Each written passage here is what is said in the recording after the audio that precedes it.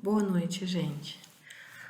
Enfim, fiquei bem, resolvi gravar para vocês hoje. Não sei que horas que eu vou conseguir postar, porque essas coisas são todas bastante demoradas, mas eu espero que daqui a algumas horinhas vocês já vão ter a gravação disponível aqui.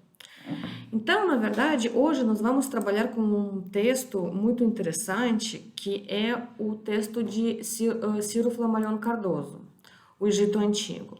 Por que que ele é interessante? Eu acredito que vocês já deram uma olhada nele e vocês perceberam que é um texto escrito por um pesquisador brasileiro. O Ciro Flammarion Cardoso foi um grande pesquisador brasileiro que trabalhou em várias áreas, na verdade.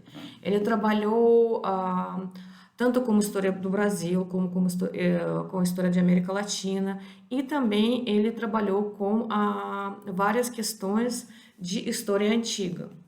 Ele é formado pela Universidade Federal do Rio de Janeiro, tornou-se doutor pela Universidade de Paris, e também ele trabalhou como professor e pesquisador em diversos países latino-americanos e europeus. Ele lecionou na Universidade de Costa Rica, Universidade Nacional de Costa Rica, na Universidade Federal do Rio de Janeiro, Universidade Católica de Petrópolis, e ele terminou a sua carreira. Na verdade, ele morreu lecionando na Universidade Federal Fluminense em 2013. Então, na verdade, ele foi um grande estudioso brasileiro, e os textos dele, eu acredito que vocês perceberam, né? É um texto muito interessante, e depois dessas todas as aulas que nós tivemos sobre Egito Antigo, eu acredito que ele vai ajudar a vocês organizar todo esse conhecimento a respeito do Egito Antigo, porque é um texto sintético, no entanto, ele é muito denso. E talvez se a gente não pegasse os textos anteriores, para passar devagarinho pela história do Egito, a gente ia deixar passar vários fatos que o autor coloca, porque na verdade, né, como vocês sabem, o nosso conhecimento histórico, além de análise, em primeiro lugar é erudição. Então, quanto mais a gente conhece, mais a gente consegue analisar, mais a gente consegue comparar, mais a gente consegue tirar as nossas próprias conclusões. Então, esse texto, o Egito Antigo, ele vai falar dos momentos principais, na verdade, da história do Egito. Ele vai sintetizar a história do Egito e vai falar dos alguns aspectos que são importantes e que são discutidos pelos historiadores que tratam da história do Egito. Então, na introdução, ele vai apresentar a vocês como a história do Egito ela começou a se desenvolver desde os historiadores gregos que vão criar os primeiros documentos, né, que vão primeiros desde o Heródoto, depois a Manetón, que vão escrever sobre a história do Egito, que vai chegar até os nossos dias. E depois ele vai para a falência da hipótese causal hidráulica.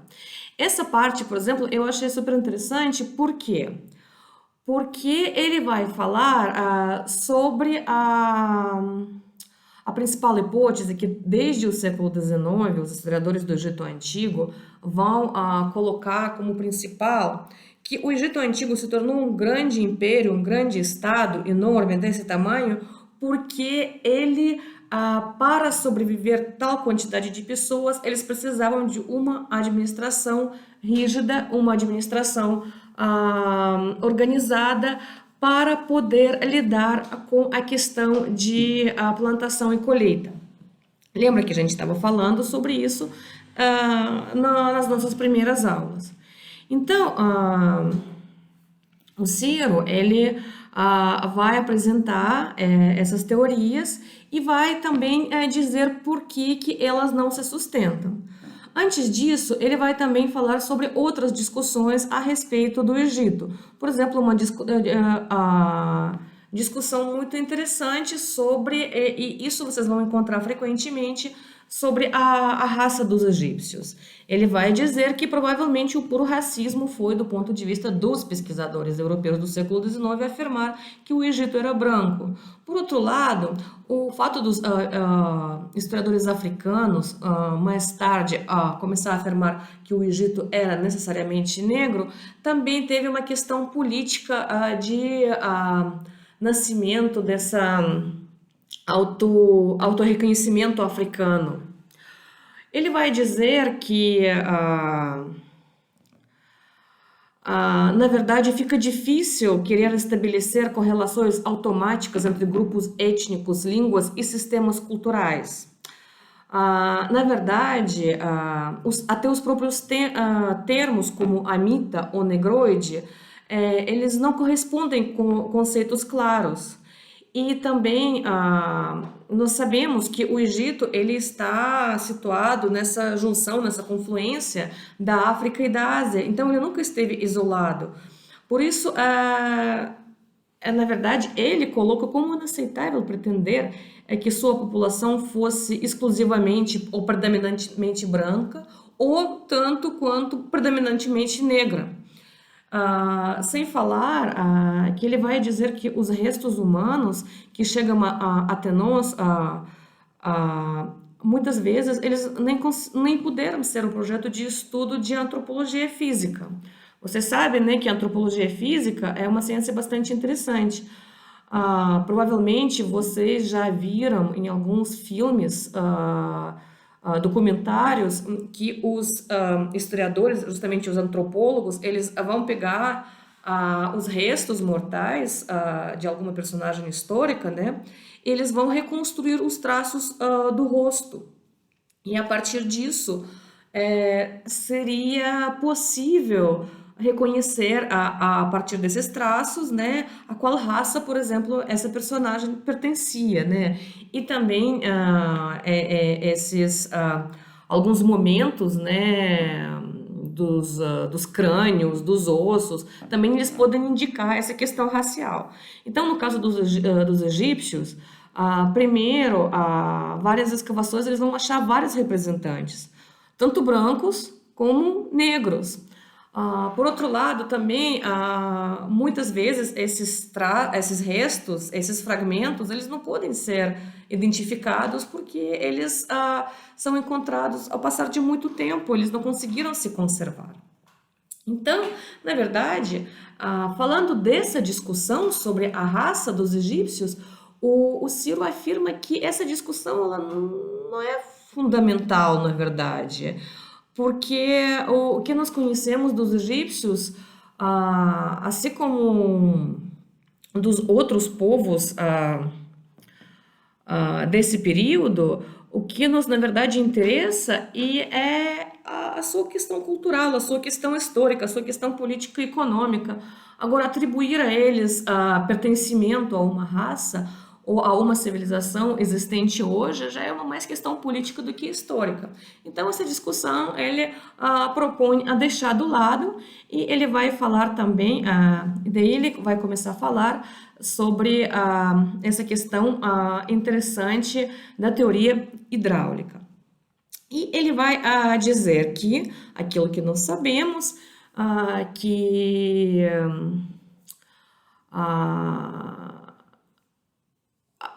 o Egito, a região do Egito, né, ela, mais ou menos 3.000 anos, um pouco mais, antes de Cristo, ela tem uma queda forte de umidade, de chuvas. Então, a agricultura e a criação de gado, que antes eles eram possíveis numa faixa de mais ou menos de 5 a 6 quilômetros de cada lado do rio, e também em vales ou oásis, né, como a extensão das áreas desérticas, eles passam a ser diminuídas e acabam sendo praticáveis somente no Vale do Nilo e no delta também, que é formado pela desembocar do Nilo no Mediterrâneo. Então, quando acontece essa diminuição dos níveis médios de água e da cheia também no Nilo de Nilo, e tudo isso indica também que surge uma crescente dependência da água do rio nesse período e a região, o país, né, acaba se tornando mais seco. Então, aquilo que era antigamente savana, um estepe, né, vai acabar se transformando num deserto. Então, o Egito, ele pode ser dividido, desse ponto de vista, desse ponto de vista natural, né, em 3 regiões. Delta, lembram do mapinha que vocês fizeram, né, com maior extensão de terras através aráveis e de pastos, contendo também, assim, bastante pântanos. Pântano também é importante porque é a fonte do papiro, tá?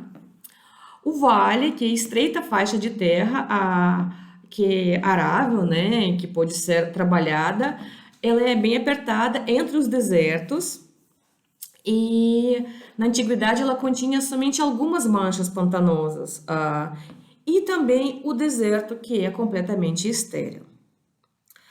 E mesmo, mais ou menos nesse período vai desenvolver-se crescentemente uma agricultura que depende da irrigação. Com essa seca, com essa diminuição pluvial, a agricultura vai depender da irrigação. E também essa irrigação vai também depender do aproveitamento e do controle desse fenômeno natural das cheias anuais do Nilo. E por isso, diz ele, que a tentação dos historiadores a atribuir a unificação do Egito, que também acontece, que ocorre justamente por volta de ano 3000, a necessidade de uma administração centralizada das obras de irrigação para bom funcionamento de economia agrícola, para sobrevivência mesmo, num clima desértico, foi super popular no século passado. E também, na verdade, ele está falando quando ele falou no século passado, quer dizer, no século retrasado, né? E também no boa parte do século XX. Então, porém, ele diz que os estudos mais tardios, eles vão mostrar para a gente que na verdade, esse fenômeno de inundação, por exemplo, que Heródoto, porque Heródoto, o historiador grego, ele viaja pelo Egito, então ele traz as suas anotações para os gregos, porém a gente tem que ter a plena consciência que naquele período da viagem do Heródoto não tem uma noção de ciência histórica. Então, para ele, as lendas que ele escuta, as coisas como ele entende do seu próprio modo, eles não é uma análise crítica, né? Na verdade, é a interpretação dos acontecimentos somente por um homem que veio de uma outra cultura, de uma outra realidade, de uma outra natureza. E quando eu estou falando natureza, eu estou falando natureza mesmo, porque, por exemplo, para os gregos, a quantidade dos cereais que os egípcios conseguiam nessa enchente era enorme. O solo grego era muito pobre em comparação com o solo egípcio. E o próprio Heródoto ele marca isso. Só para vocês entenderem que muitos historiadores eles acabam usando justamente essas fontes escritas dos antigos e eles não têm nenhuma comprovação com base de arqueologia. Por exemplo, o Heródoto ele vai chamar o Lago Moeris como se fosse um lago artificial que os egípcios vão construir, né, a partir das ordens do faraó. Porém, os historiadores mais tardios, eles vão chamar essa interpretação do Heródoto de falsa, pelo fato daqueles fenômenos de inundação que ele presenciou no Egito. Ele presencia, mas isso não quer dizer que ele entende profundamente. E ele vai, e os historiadores mais recentes, eles vão mostrar que, por exemplo, os faraós do Reino Médio, o que eles fizeram era regularizar e drenar um lago natural, no sentido de reduzir a sua extensão e, desse modo, obter as novas superfícies cultiváveis. A mesma coisa ele vai falar, ele vai dar como exemplo sobre essa questão de irrigação. Ele vai dizer que, na verdade, os egípcios, mesmo antes de acabar se tornar um estado organizado, administrativamente controlado, eles já usavam a irrigação, só que eles estavam usando de uma maneira mais simples, de uma maneira quando uma comunidade somente consegue controlar essa questão de irrigação. E claro que quando o Egito se torna um estado só, com uma economia mais complexa, mais controlada, mais organizada, eles vão conseguir se organizar de uma maneira maior. E mais, diz o Ciro Cardoso, no futuro eles vão depender justamente dessa organização, eles não vão mais depois, quando acontecem os períodos de crises e essa organização acaba sendo falindo, eles começam a passar fome, porque eles já estão acostumados de ter a sua organização agrícola de uma maneira mais centralizada. Não sei se eu consegui explicar de maneira correta para vocês. Então, ele vai dizer, terminando, ele vai dizer que a ideia de que o Egito acaba se formando num estado grande, organizado e central, porque ele necessita para a sua sobrevivência de uma administração para controle da produção agrícola, não se sustenta, porque, na verdade, antes dele se tornar o Estado forte e centralizado, os egípcios que, a princípio, estavam divididos em pequenos grupos, né? Aqueles que acabaram se formar depois dos nomos, aqueles nomos egípcios, lembra? Aqueles 42 nomos, eles conseguiam se administrar, eles conseguiam sobreviver com os seus modos de irrigação menos centralizados, menos complexos, menos organizados, mas o suficientes para a sua própria sobrevivência. Ele, nesse texto, ele vai trazer vários momentos, vários historiadores que vão defender essa situação. Tanto que ele vai dizer que, por exemplo, o sistema hidráulico de irrigação por tanques, esse sistema hidráulico de irrigação por tanques, aquele que ele vai dizer que os egípcios ainda não organizados estavam utilizando, foi desenvolvido na antiguidade e foi bem mais simples do que, por exemplo, da própria Mesopotâmia, tá?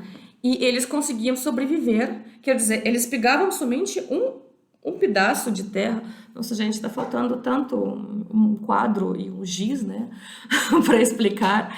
E eles conseguiam encher, mas eles conseguiam encher somente um pequeno território, o qual eles precisam depois cuidar e o qual eles precisam depois regar.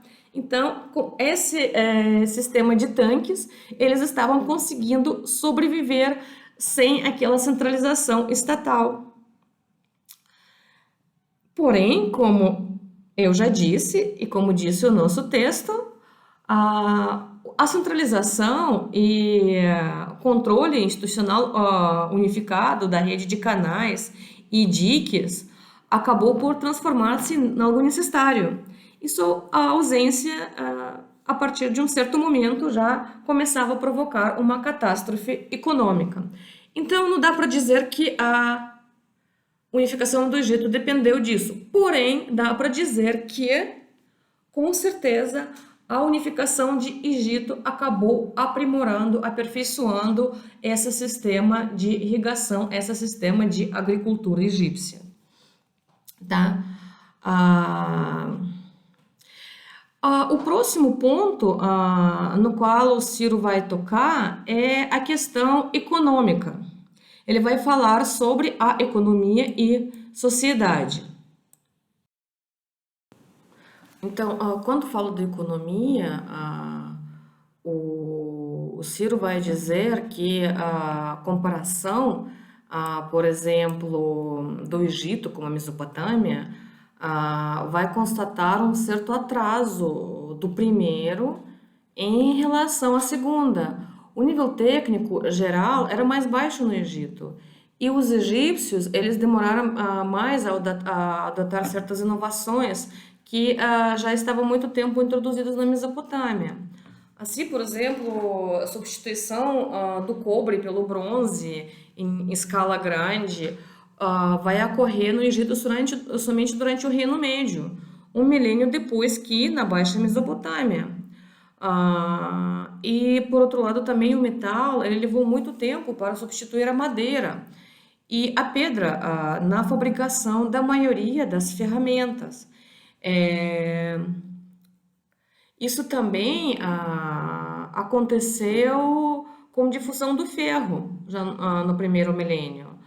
Os instrumentos de metal no Egito eram tão caros e valiosos que os seus donos os marcavam com o seu sinete após pisá-los e antes de entregá-los aos trabalhadores. Ah,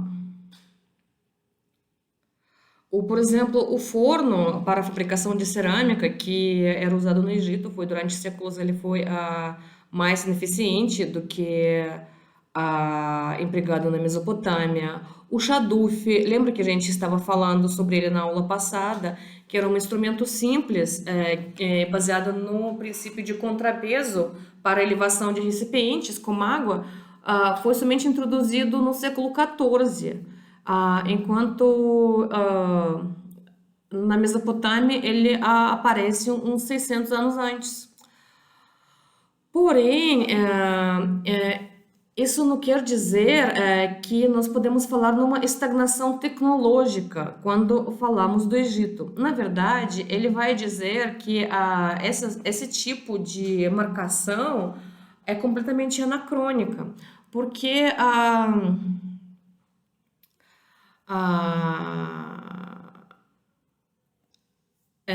na verdade, essa questão de tecnologia em um desenvolvimento permanente na verdade, é uma questão do mundo capitalista moderno, né?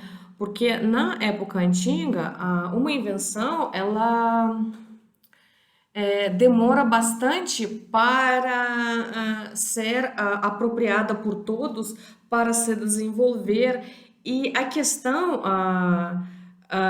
da estagnação tecnológica, afirmar que ocorreu no Oriente Próximo, pelo fato de este haver sido conhecido, por exemplo, um surto de inovações, seguido por séculos de difusão, de aperfeiçoamento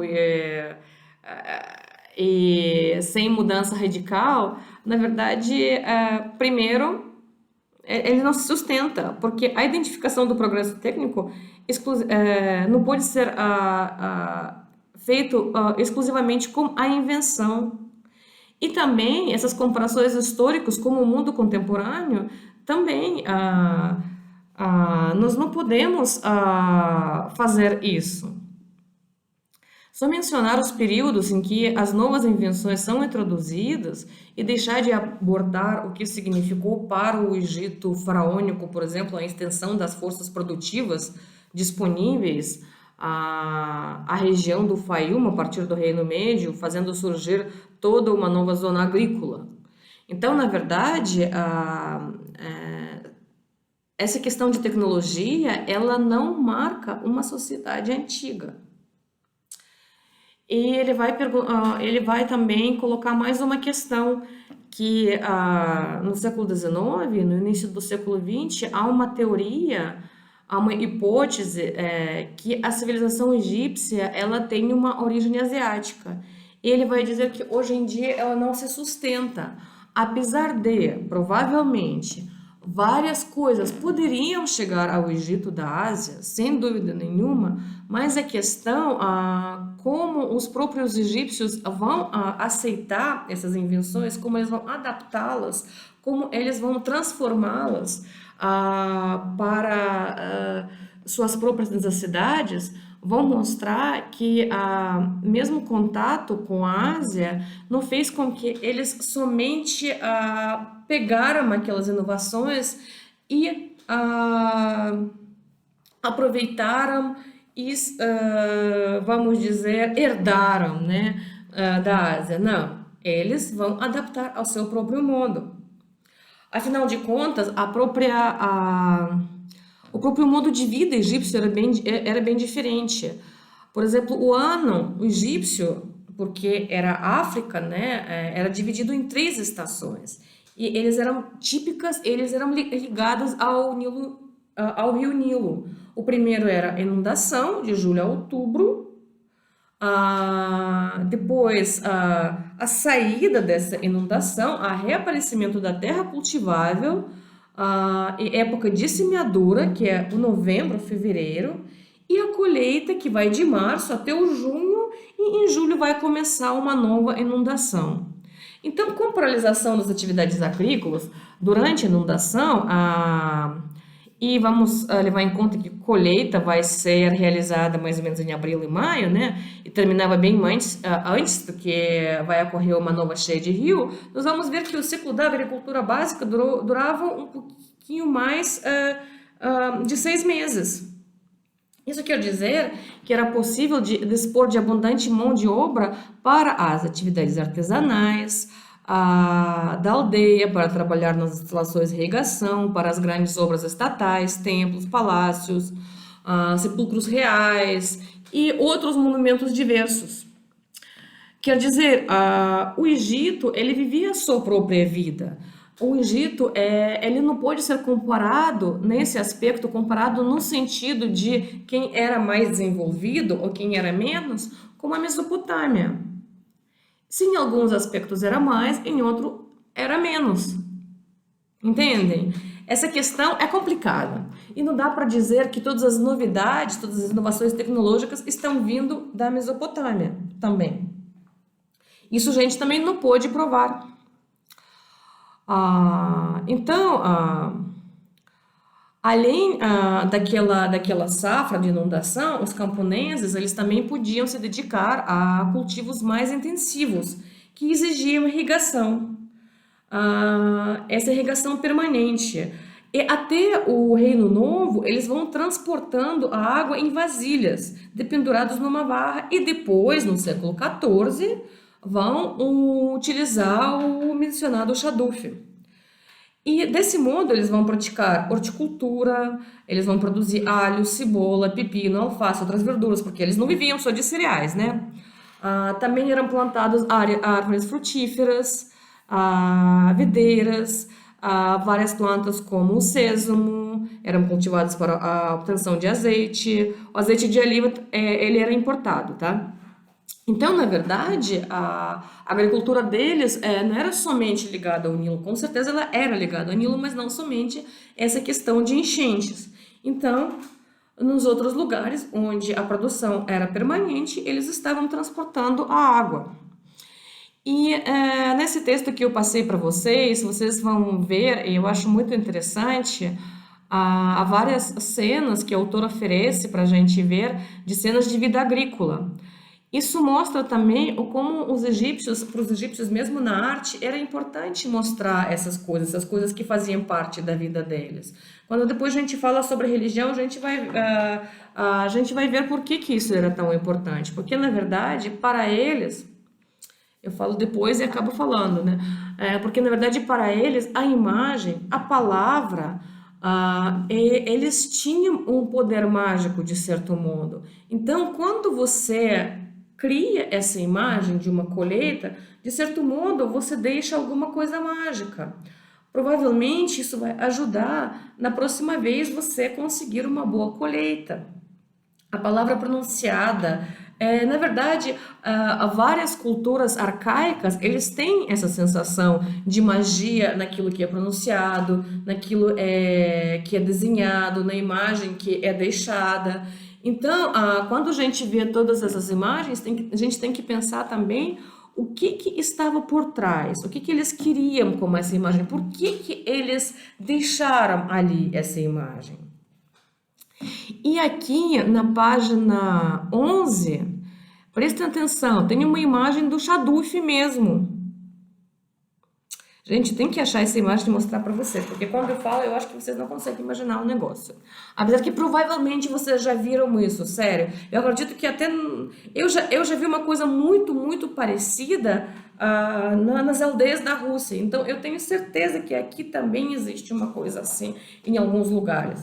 Com certeza, sabe? Certeza absoluta. É só mostrar que vocês vão reconhecer o negócio. Então,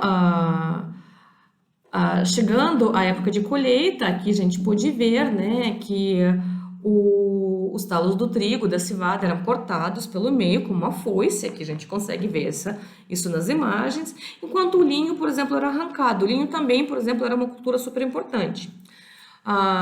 Diz o nosso autor que eles até tentaram introduzir umas ovelhas e tem alguns indícios que eles usavam roupa de lã.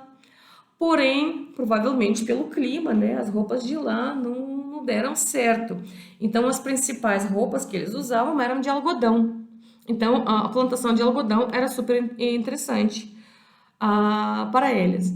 Também ele vai dizer que os egípcios eles foram muito ativos nas suas tentativas de domesticação de animais, principalmente no começo, até o Reino Antigo.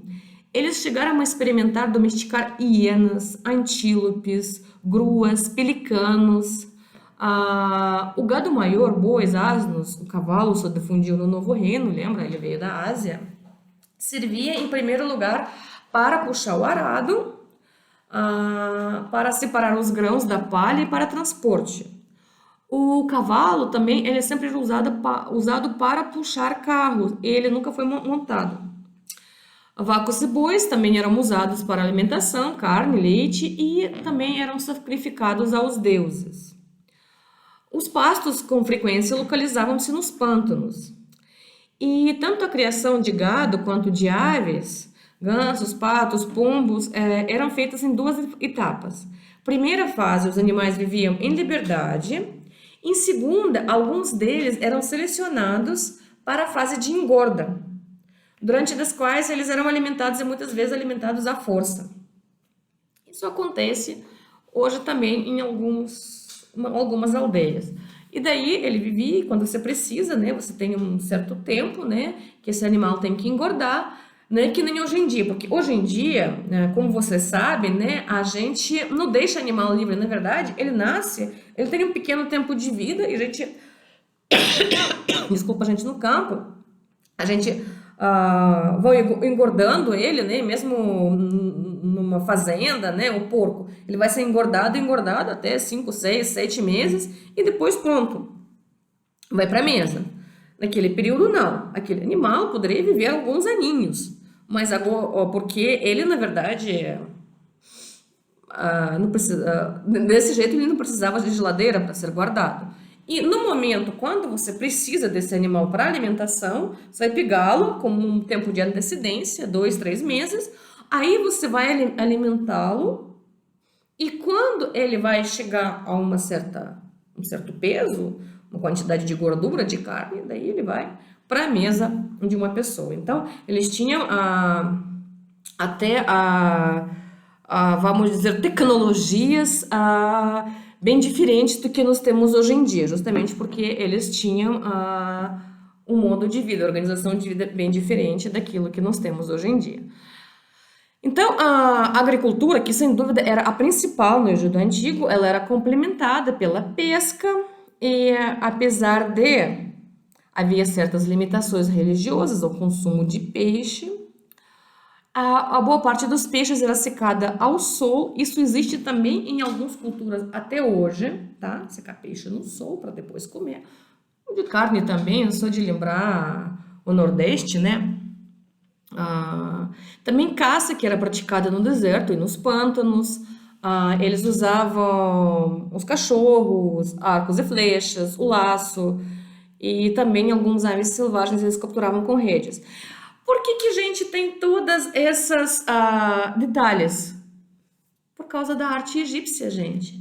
Todos esses detalhes nós temos justamente porque os egípcios eles colocavam imagens com seu dia a dia. Isso chegou até nós. Nós não temos descrito isso muitas vezes nas fontes, como por exemplo os romanos que escreviam todos os trabalhos sobre a organização da lavoura.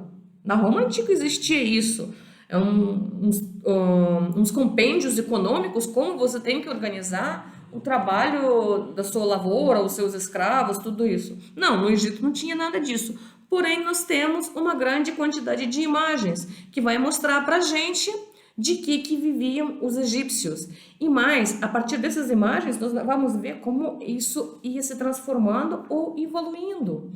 Por exemplo, quando no final do Reino Novo vão diminuir a quantidade de bovinos, os historiadores vão dizer que provavelmente quantidade nas imagens, né, que provavelmente o uso deles diminuiu porque eles não aparecem mais nas imagens.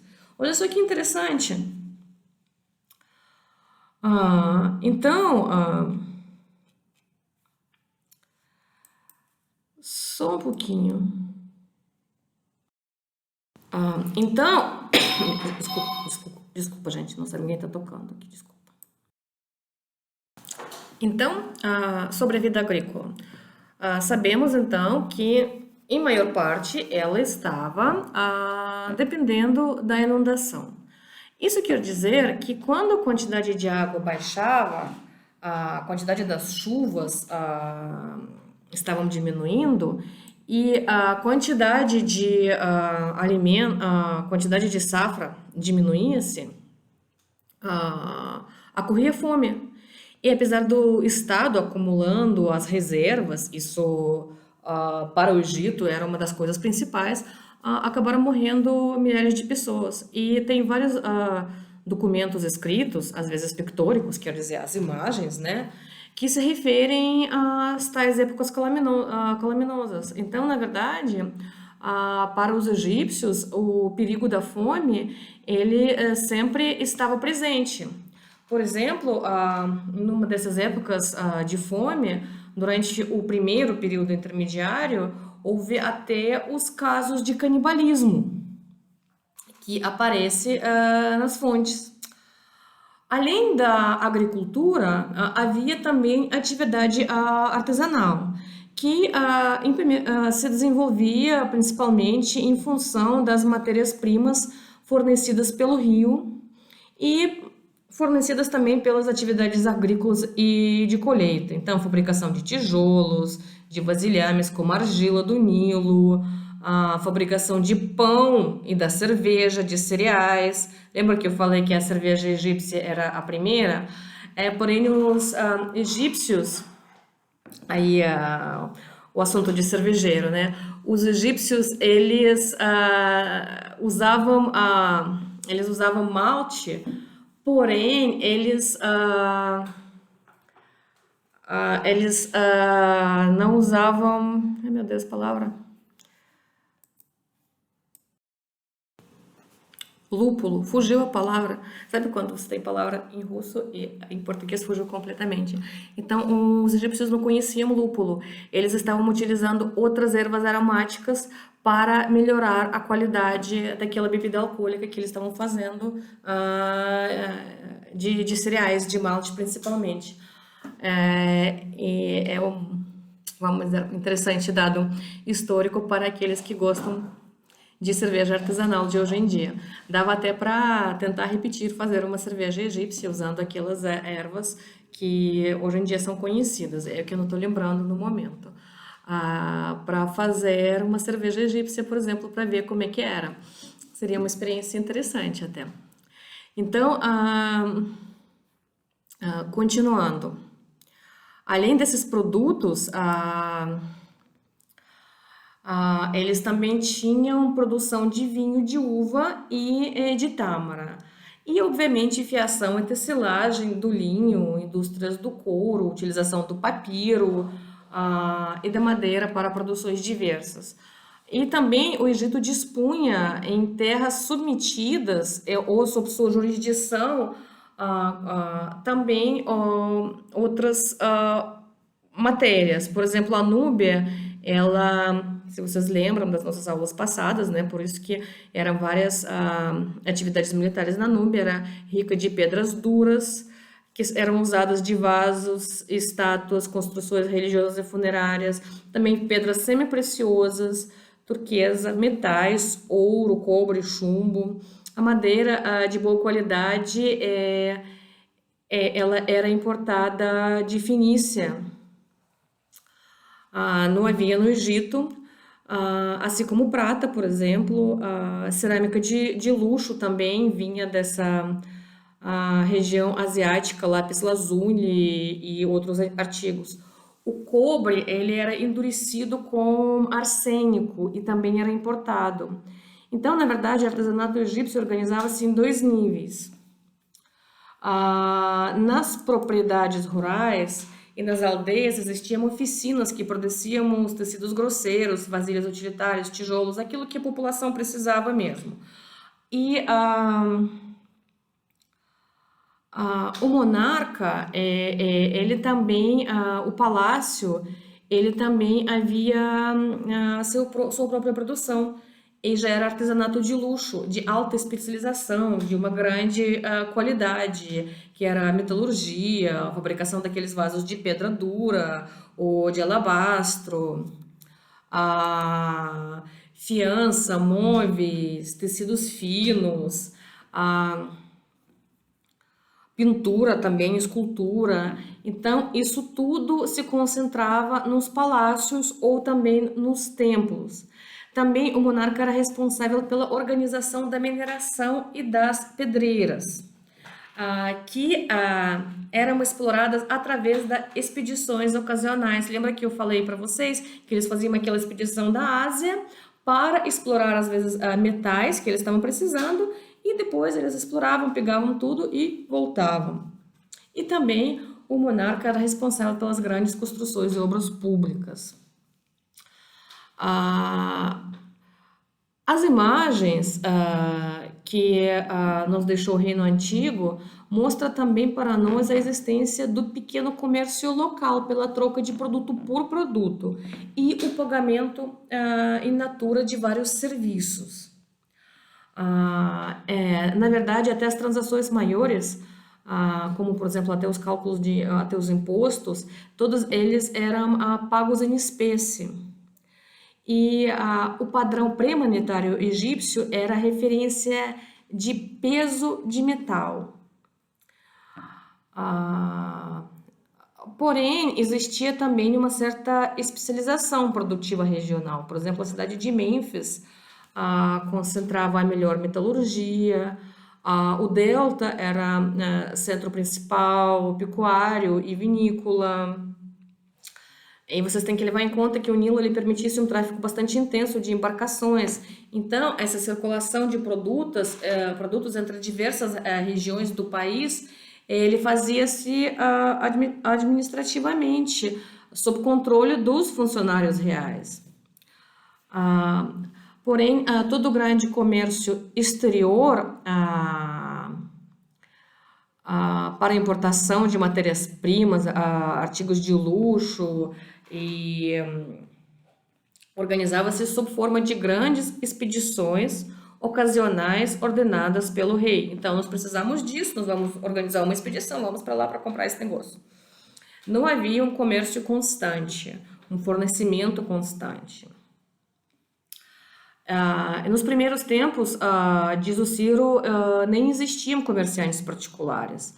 Porém, com conquistas egípcias, principalmente na Ásia, durante o Reino Novo, apesar de haver um controle estatal, havia uma intensificação do comércio e vão surgir os comerciantes e que vão ter uma certa importância econômica.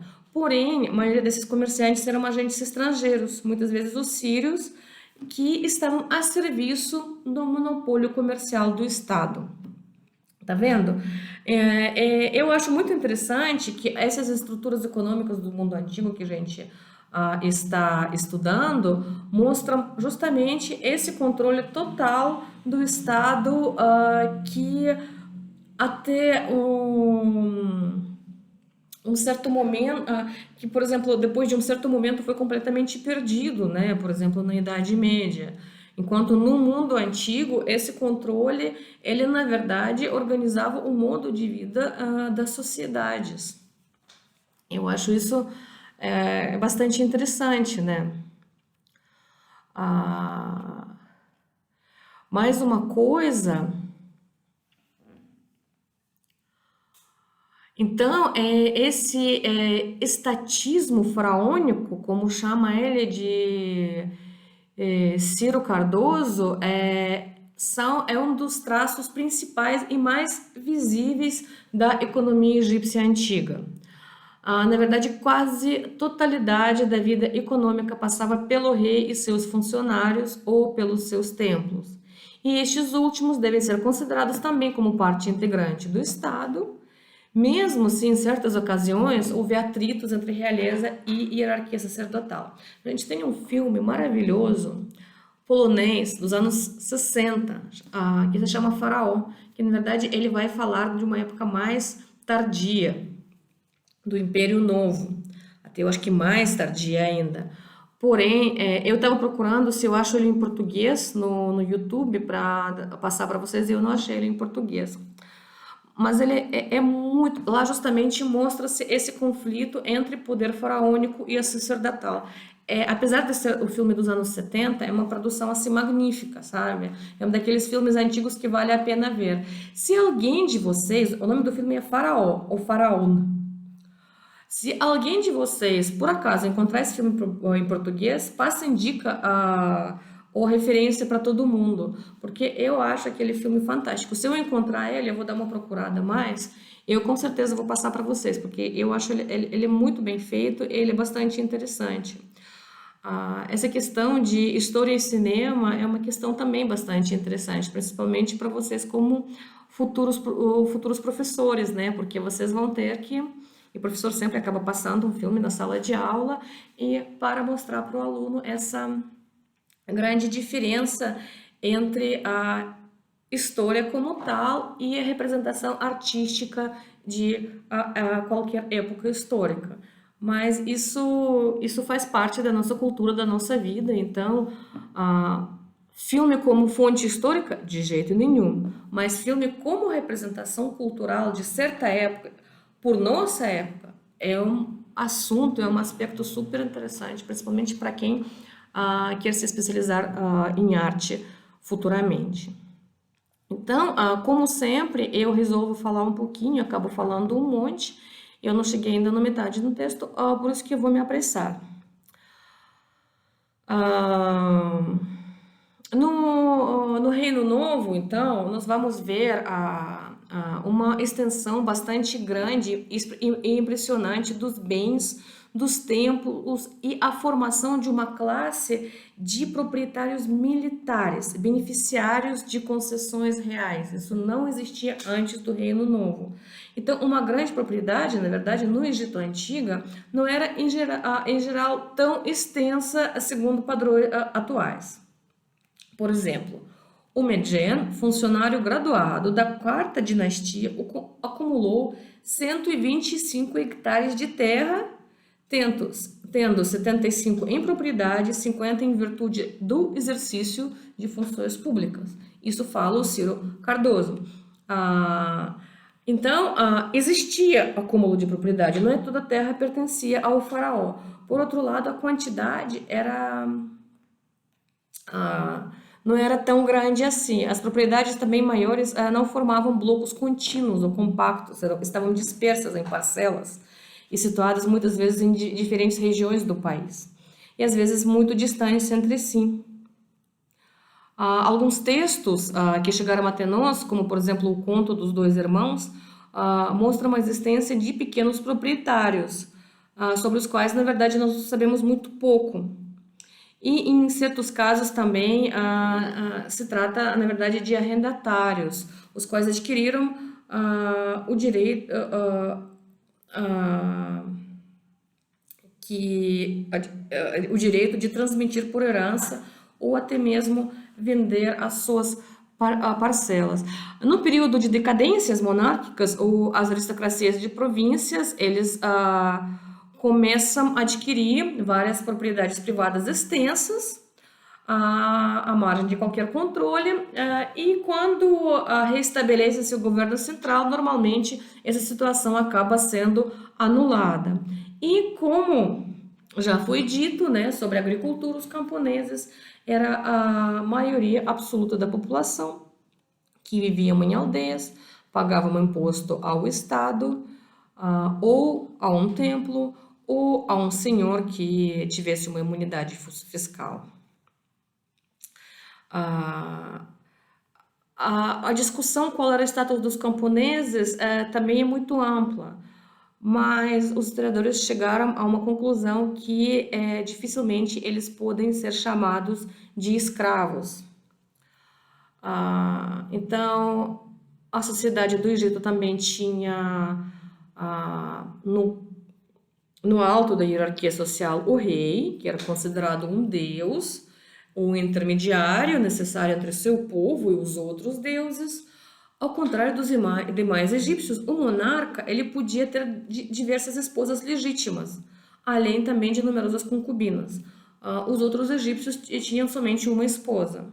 A família régia normalmente era super numerosa. Os sacerdotes e funcionários da alta hierarquia e também as grandes famílias provinciais formavam uma aristocracia, eu gostei da designação, tendente à hereditariedade. Eles queriam deixar desde os seus títulos pela herança, mas dependendo do momento político, do momento histórico, econômico e da força do poder faraônico, isso não era possível.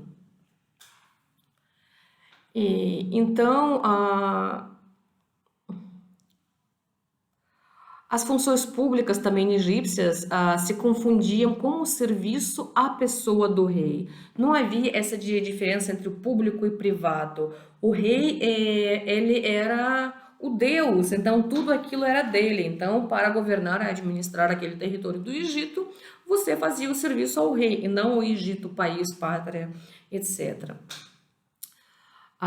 Essas funções públicas eram fonte, muitas vezes, a única do prestígio e da riqueza, além do sacerdócio, claro, que não constituía uma casta. Isso quer dizer, não havia hierarquia sacerdotal a nível de todo o Egito, mas haviam os sacerdócios locais. Como vocês lembram, por exemplo, durante o primeiro período intermediário, várias nobrezas e os nomos ou provinciais se tornaram independentes, porém, no Reino Médio, quando o poder chega à 12ª dinastia, o poder real volta e, se consolidando, vai optar por solução radical, vai extinguir toda a aristocracia, confiscando as suas terras. No Reino Novo, já existe uma verdadeira aristocracia hereditária, de funcionários, sacerdotes e de altos chefes militares. Lembra, a gente até viu uma fonte quando um dos generais falou que ele ocupou o cargo de general depois do seu pai. Tipo, até o cargo de general era uma função hereditária. Porém, há casos comprovados, mais raros, de renovação dos quadros aristocráticos com pessoas de origem humilde, que começam sua carreira de escriba ou militar e vão ascendendo-se socialmente.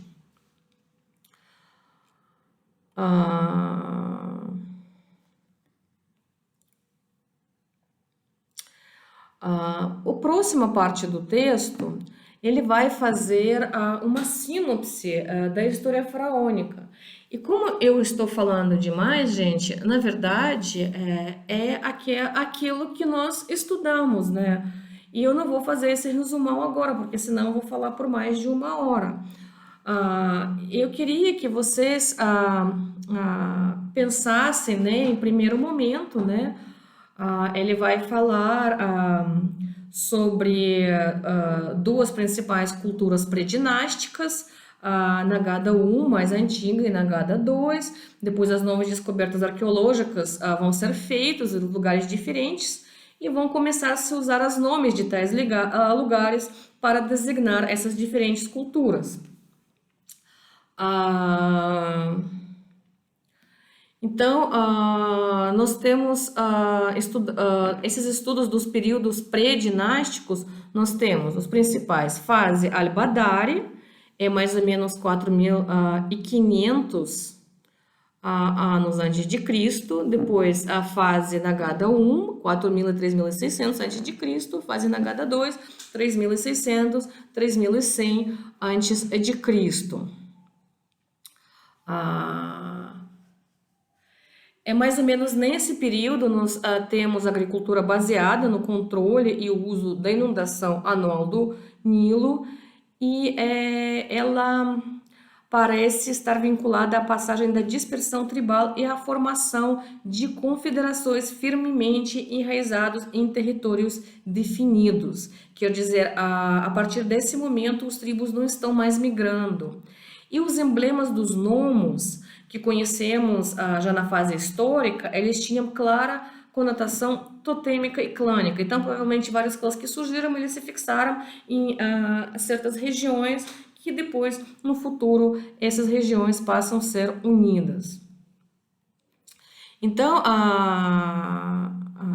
pelo processo que nós não podemos conhecer em seus detalhes, provavelmente, pelas sucessivas guerras, os nomos foram reunidos, se não em 2 reinos, pelo menos em 2 grandes confederações, tendo o Vale como Set, ou Sete, como deus dinástico, e a delta do Horus. Então, uma primeira unificação vai ser efetuada em favor do delta.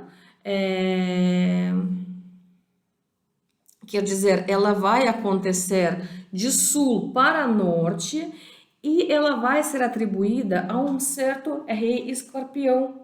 Por que ele é chamado de escorpião e por que esse escorpião aparece entre as aspas? Porque, na verdade, a gente não sabe o nome dele de verdade, mas a imagem que existe dele, ela é imagem de uma pessoa que parece uma figura régia e tem a imagem de um escorpião do lado. Então, na verdade, esse rei mítico, sobre o qual nós conhecemos muito, muito pouco, acabou ficando com esse nome, Rei Escorpião. Então, ele sendo rei, o chefe de confederação tribal, ele reúne sob seu poder o território que vai se estender de Hieracómpolis até Tura, ao norte, onde depois vai surgir a cidade de Mênfis. Mas, porém, ele não chega a tomar Delta. E supõe-se que seu sucessor foi Narmer, aquele já que aparece na lista faraônica e que vai aparecer coroado com uma coroa branca do vale e com uma coroa vermelha do delta, que é associado justamente com união dos 2 territórios egípcios. O período dinástico, vamos falar rapidinho, não consigo resistir, né? Acabo falando. Então, o Reino Antigo, ele é super famoso justamente porque justamente o Reino Antigo deixou para nós todos aqueles grandes túmulos faraônicos, né, que nós conhecemos como pirâmides. Então, os maiores, na verdade, construções do Egito Antigo, que foram realizados por volta de 3.000 anos antes de Cristo, eles deixaram bem pouco conhecimento para nós a respeito. Por exemplo, as 2 primeiras dinastias eram antigamente chamadas de Tinitas, porque a descoberta de túmulos reais em Abidas parecia confirmar a afirmação de Maneton, que a primeira capital se situava na cidade vizinha de Tis, ou Tinhas. Mas, porém, as outras escavações e outras descobertas arqueológicas acabaram comprovando que, na verdade, a cidade Mênfis foi desde a primeira dinastia a capital faraônica. No entanto, as primeiras dinastias continuaram com esse nome de Tinitas. As figuras históricas mais bem conhecidas do primeiras dinastias são o Djeser, a terceira dinastia, e seu ministro, arquiteto e médico, o sábio Imhotep. Mais tarde ele foi adorado até como uma divindade. E o conjunto funerário do rei, que inclui aquele pirâmide em degraus de Saqqara, foi a primeira grande edificação de pedra da civilização egípcia, mostrando grande refinamento arquitetônico quanto à decoração, quando comparado às tumbas das dinastias precedentes. Também nós conhecemos mais 3 grandes pirâmides de Giza, perto de Mênfis, pelo faraó Khufu, ou Quéops, como chamam ele de gregos, Khafra, ou Khifren, e Menkaura, Miquirinos. Os 2 primeiros, em especial, eles levantam os movimentos de tão magnitude que supõe um sistema tanto político quanto econômico muito bem organizado. Então, para conseguir fazer aquela construção, eles precisavam reunir muitos, mas muitos recursos mesmo. Isso quer dizer que 2.500, 2.000 anos antes de Cristo, o Egito já possuía uma economia que poderia mobilizar os recursos para construir tais pirâmides. Essa economia, essa cultura, essa sociedade não deixou muita coisa para nós poder analisar e estudá-la, mas deixou aquelas pirâmides. Também esse período, essas primeiras dinastias, esse período antigo, ele é marcado pela ascensão do culto do deus solar Ra, que era da cidade Heliópolis, próxima a Mênfis. A decadência da autoridade faraônica assinou-se no final do longo reinado de Pepi II da sexta dinastia. Vocês lembram disso? Então, a economia acabou declinando, negligenciando-se os trabalhos agrícolas de irrigação, e também uma grande revolução social vai marcar o início de nova época, porque os nômades asiáticos eles aproveitam uma confusão para invadir a parte do delta. As pesquisas recentes, gente, sugerem que o colapso político esteve ligado não só à decadência da autoridade monárquica, mas também aos problemas meteorológicos mesmo, porque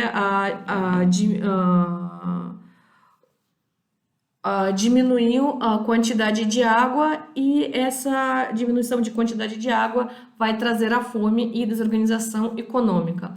Esse período também, o primeiro período intermediário, ele vai ser marcado para um grande fortalecimento dos nomarcos, né?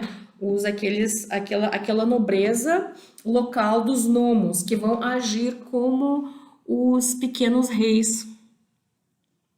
Porém, ao pouco o poder vai se estruturando-se, e isso vai gerar a luta entre 2 nomarcos, dos mais poderosos. Um deles tinha o capital em Heracliópolis,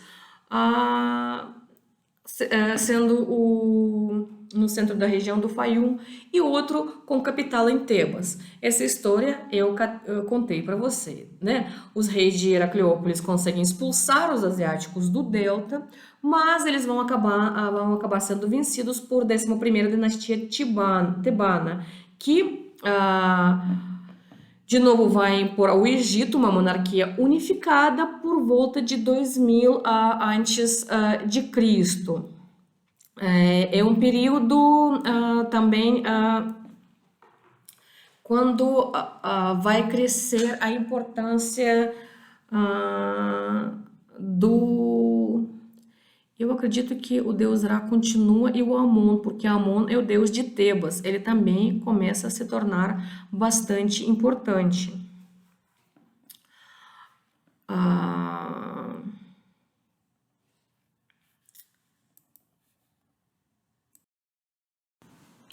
Nesse Império Médio, a mudança dos reis da 11ª para a 12ª dinastia vai ocorrer quando o ministro, Jati, o ministro de Amenemhat, ele toma poder como chamado Amenemhat, né? Ele vai tomar poder como Amenemhat I. Ah, ele era ministro de Mentuhotep III. Gente, esses nomes faraônicos são terríveis. E sabem que é interessante? Quando a gente lê sem pronunciar, eles parecem ficar na cabeça da gente. Quando nós tentamos pronunciar, de repente, trava a língua. Tem que ser realmente especialista em história do Egito para soltar esses nomes assim, facinho. Então, sabemos que Mentuhotep III ele restringia os poderes dos nomarcas e suprimia sua sucessão hereditária. Então, Amenemhat I, quando ele sobe ao trono, ele é o contrário. Ele dá vários títulos e poderes para os governadores provinciais. Na verdade, os faraós da 12ª dinastia, ele é um período de maior esplendor do Império Médio. Como vocês lembram, né? Vocês lembram, né, gente?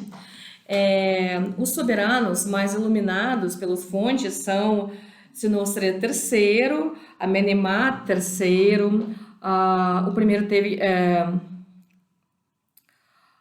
o primeiro já começa a lutar contra o poder dos nomarcas, que acaba sendo crescendo, né? Porque para tomar poder, para começar uma nova dinastia e conseguir apoio dos nomarcas, eles conseguiram vários privilégios, mas porém depois, quando a dinastia se firmou no poder, a primeira coisa que eles vão fazer é justamente tirar esse poder dessa nobreza provincial.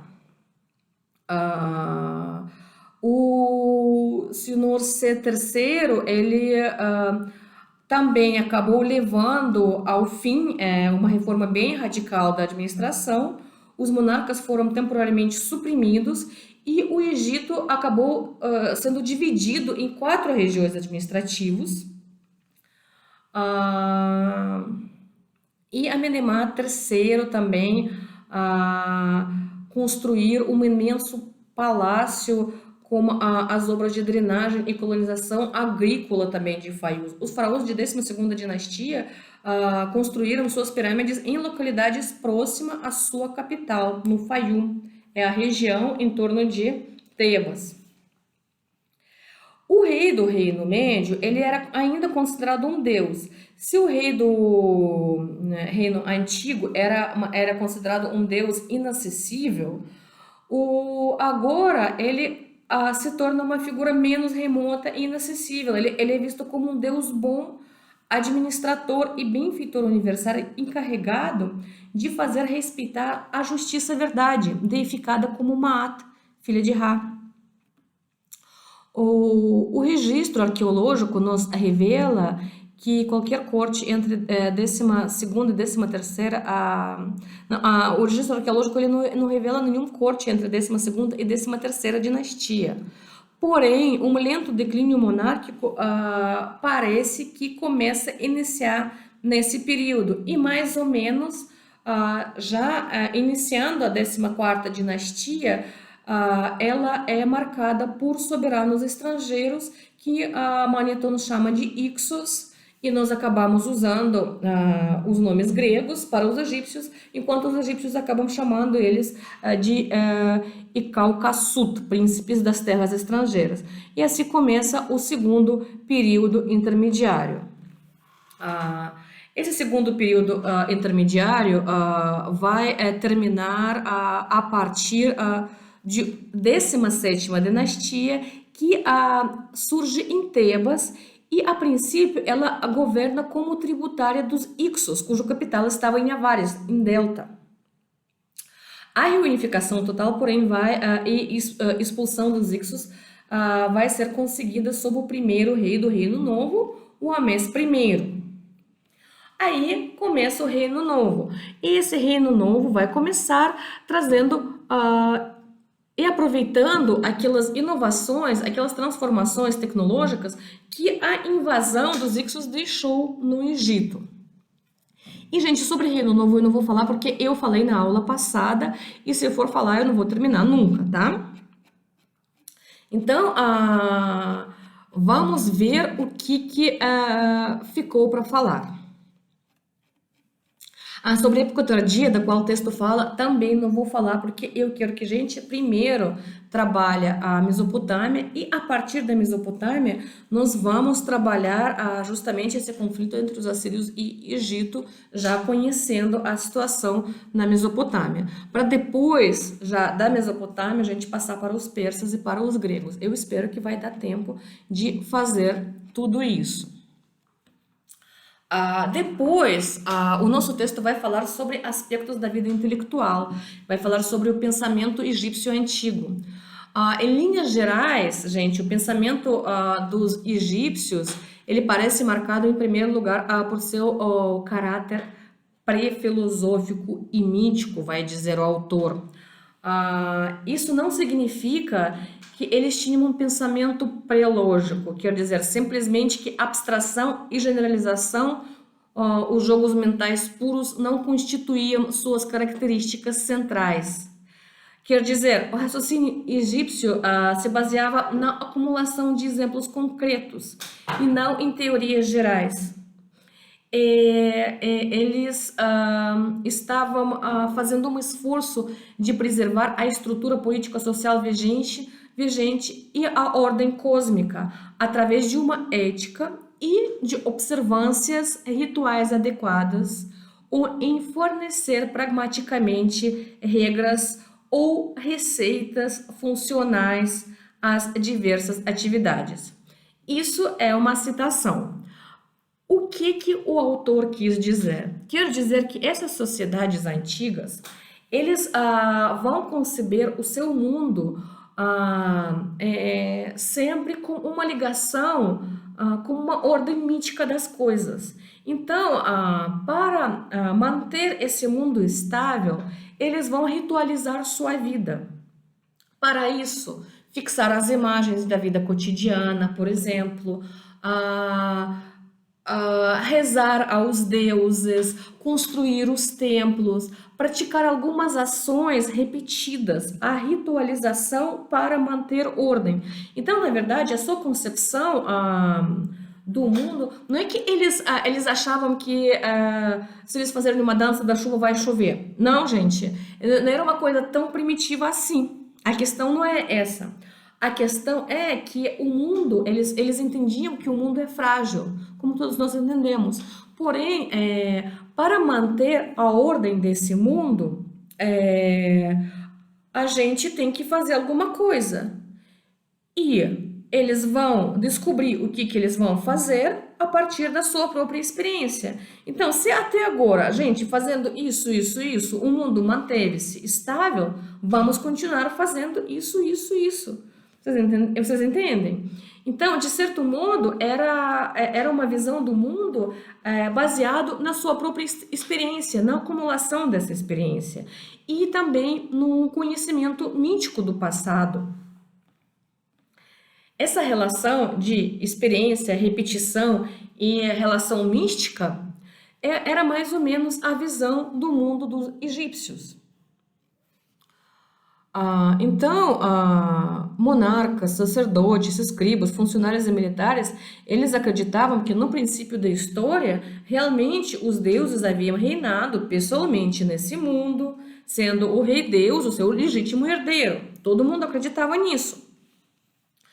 A ordem cósmica e política social encarnada na deusa Maat, a deusa da justiça, ou norma, que também simbolizava a norma justa do mundo, ela tinha uma base sagrada tal como respeito pelas opiniões de antepassados. Então, era uma coisa que fazia parte do... A deusa Maat, ela estava presente, ela existia, ela estava mantendo as coisas do mundo para eles. Ah, para nós, por exemplo, pode parecer amontado de absurdos e contradições de raciocínio teológico, que, por exemplo, tratou de conciliar diferentes tradições paralelas e divergentes entre si, como, por exemplo,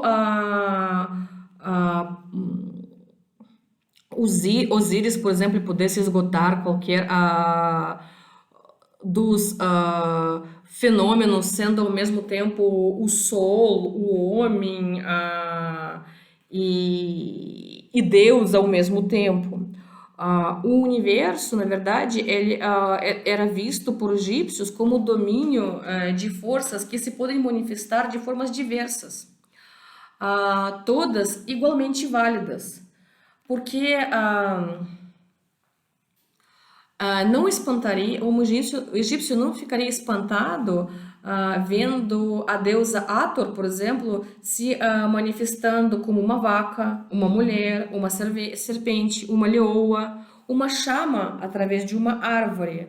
Ou, por exemplo, as afirmações como Ra será a face de Amon e Ptah, o corpo de Amon, sem negar que Ra e Ptah sejam os deuses distintos, entendem? Para eles, o mundo ele tinha vários momentos de revelação, os deuses tinham o poder de se mostrar do jeito que eles queriam. Então, a magia, ela estava presente no pensamento egípcio. E a religião, ela, em primeiro lugar, ela originou-se, de acordo com historiadores, ela teve uma origem totêmica. Então, por isso, os deuses dos gnomos, eles estão ligados a animais, personagens, ou fetiches que se vinculavam ao culto dos antepassados tribais. E com o tempo, esses deuses, eles vão passar pelo processo de parcial ou total antropomorfização. Por exemplo, o Horus, ele poderia ser representado como um falcão, depois por um homem com cabeça de falcão, ou mais raro, de maneira mais rara, por um homem. Também, com o tempo, vão surgir as relações mais complexas entre os deuses. Por exemplo, construções como tríades de pai, mãe e filho. Por exemplo, Osíris, Ísis e Horus. Amon, Mut e Khonsu. Ptah, Sekhmet e Nefertu. São deuses que acabam formando famílias. Também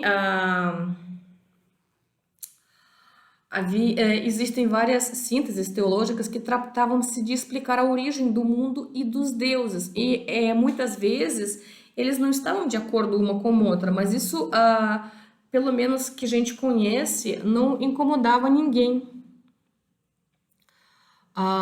Também, ao lado dos deuses mais famosos, que, vamos dizer, eram adorados em toda a região, haviam deuses locais que continuaram e permaneceram puramente regionais, enquanto os outros deuses acabaram sendo impostos a todos, como, por exemplo, Ra de Heliópolis, Ptah de Mênfis, Amon de Tebas, e também os sempre adorados eram os deuses da religião funerária. Osíris, Ísis, Horus, Anubis.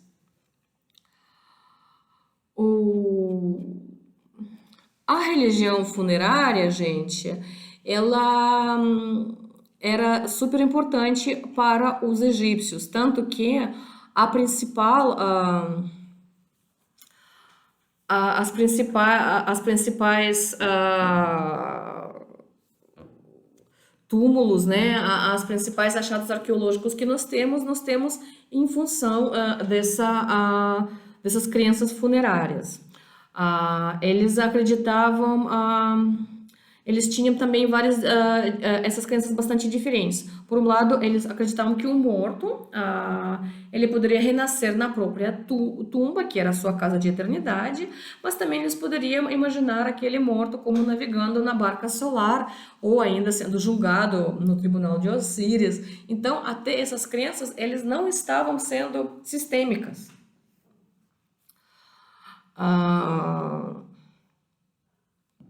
As crenças sobre a vida depois da morte fizeram dos túmulos egípcios os mais ricos de toda a história humana, em oferendas enterradas junto com defuntos, em representações diversas da vida cotidiana, das atividades profissionais do morto e de seus subordinados. E então, na verdade, é por isso que eles são de grande importância para nós como fontes históricas. E a religião, ela penetrava em todos os aspectos da vida pública e privada do Antigo Egito. Cerimônias eram realizadas pelos sacerdotes cada ano para garantir a chegada da inundação e o rei agradecia a colheita solenemente às divindades adequadas. Vocês estão vendo? Eles ritualizavam a sua vida para manter a ordem. Isso era super importante. Essa cerimônia era importantíssima para manter a ordem das coisas. Por quê? Porque a gente está fazendo essas cerimônias e a ordem das coisas está sendo mantida. Não porque nós inventamos essa crença, não. Pela experiência. Isso é feito durante séculos e as coisas funcionam. Vamos continuar fazendo do mesmo jeito. A medicina também ela era penetrada de magia e religião. Apesar de essa medicina ser bastante avançada em relação aos outros povos, justamente por causa dessas práticas de mumificação, essas práticas funerárias, mesmo assim ela estava ligada muito à magia. Então, havia várias crenças que multiplicavam o uso de amuletos, de várias proteções mágicas, tanto pelos vivos quanto pelos mortos. Só para terminar, gente, a língua egípcia ela é considerada uma língua africana, porém com alguma influência semítica, sem dúvida, né? Porque eles sempre estavam em contato com os povos asiáticos. Alguns linguistas classificam ela como pertencente à família amito-semítica ou afro-asiática. Hoje em dia, ela está vinculada com as línguas faladas atualmente como o berbere e o tchadiano. Tchad é uma república, né? E também um lago na África, mas na África Central. A última etapa histórica do antigo egípcio foi o copta. Copta hoje em dia é um idioma morto, porém ele é usado ainda como língua litúrgica dos cristãos do Egito, que também é um cristianismo bastante específico. Ele é um cristianismo interessante. E no período faraônico nós conhecemos 3 fases que transparecem através dos textos escritos, que é o egípcio arcaico, egípcio clássico, o médio e o neo-egípcio. A escrita hierográfica era inventada em fim do pré-dinástico e depois aperfeiçoada sob primeiras dinastias. Ela comportava signos numerosos e eram utilizados em 3 modos, como pictogramas, como fonogramas, representando 1, 2 ou mais sílabas, e como determinativos. Como somente as consoantes eram grafadas e os determinativos permitiam distinguir entre si palavras diferentes. Esses determinativos, por exemplo, existem nas línguas semíticas também. Eu acredito que isso é principal sobre a língua. Diz também o professor Ciro que a língua egípcia, depois de ser decifrada, ela é bastante simples de ser transcrita e até lida e compreendida. Não sei, olha, quando eu olho para a língua egípcia, nem imagino eu tentar entender alguma coisa. Não sei como vocês tentam dar uma olhada aqui nas imagens. De qualquer modo, eu conheço, sempre aparecem por aí alguns cursos de egípcio antigo, acho até interessante, mas nunca tentei. Então, eu não imagino o significado de nenhum símbolo de egípcio antigo, gente. Porém, se alguém ficar interessado um dia, procurem na internet, acredito que vocês podem achar bastante coisa, porque realmente a língua foi decifrada e é possível ler os textos egípcios, tá bom? E eu vou ficando por aí.